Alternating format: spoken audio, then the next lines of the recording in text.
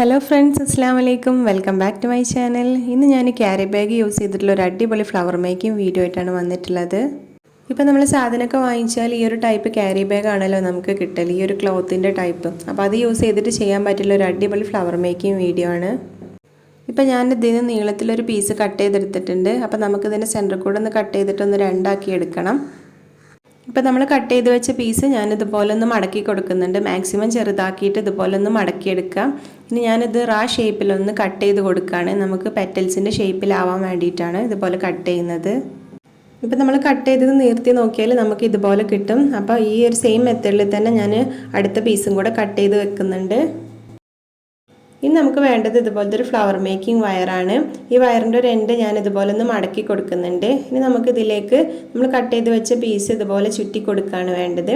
First നമുക്കൊന്ന് tight ആക്കിയിട്ടൊന്ന് ചുറ്റി കൊടുത്തിട്ട് പിന്നെ പതുക്കെ ലൂസാക്കിയിട്ടൊന്ന് ചുറ്റി കൊടുത്താൽ മതി. ഇനി നമ്മൾ ചുറ്റുന്നതിനനുസരിച്ച് നമുക്കിതൊരു ഫ്ലവറായിട്ട് കിട്ടും. അപ്പോൾ നമ്മൾ ഫസ്റ്റ് ടൈറ്റിൽ ചുറ്റിയിട്ട് പിന്നെയുള്ള പെറ്റൽസൊക്കെ നമുക്കിതുപോലെ ലൂസാക്കിയിട്ട് ഒരു ഫ്ലവറിൻ്റെ ഷേപ്പിലാക്കി എടുത്താൽ മതി. ഇനി നമ്മളൊരു നൂല് വെച്ചിട്ട് നന്നായിട്ട് ടൈറ്റിലൊന്ന് കെട്ടിക്കൊടുക്കണം. നന്നായിട്ട് ടൈറ്റായിട്ട് കെട്ടിക്കൊടുക്കാൻ വേണ്ടിയിട്ട് ശ്രദ്ധിക്കണം. നമ്മൾ ഗ്ലൂ ഒന്നും അപ്ലൈ ചെയ്യാത്തത് കൊണ്ട് ഇത് അഴിഞ്ഞു പോരാനുള്ള ചാൻസ് ഉണ്ട്. അപ്പോൾ നന്നായിട്ട് ടൈറ്റിൽ തന്നെ കെട്ടിക്കൊടുക്കാൻ വേണ്ടിയിട്ട് ശ്രദ്ധിക്കണം.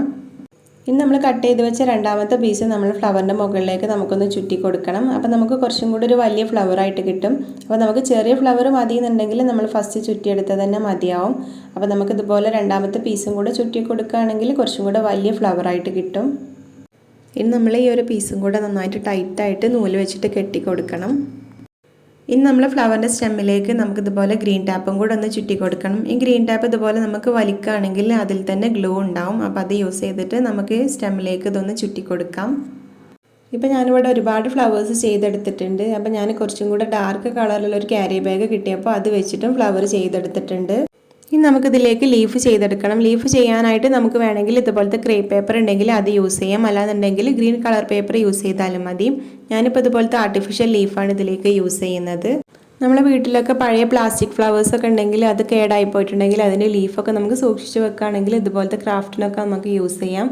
ഞാൻ അതുപോലെ കേടായി പോയിട്ടുള്ള ഫ്ലവേഴ്സിൻ്റെ ലീഫാണ് ഇതിലേക്ക് യൂസ് ചെയ്തിട്ടുള്ളത്.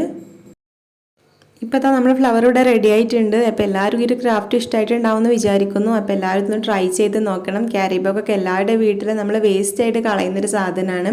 അപ്പോൾ എല്ലാവരും ഇതൊന്ന് ട്രൈ ചെയ്ത് നോക്കാൻ മറക്കരുത്.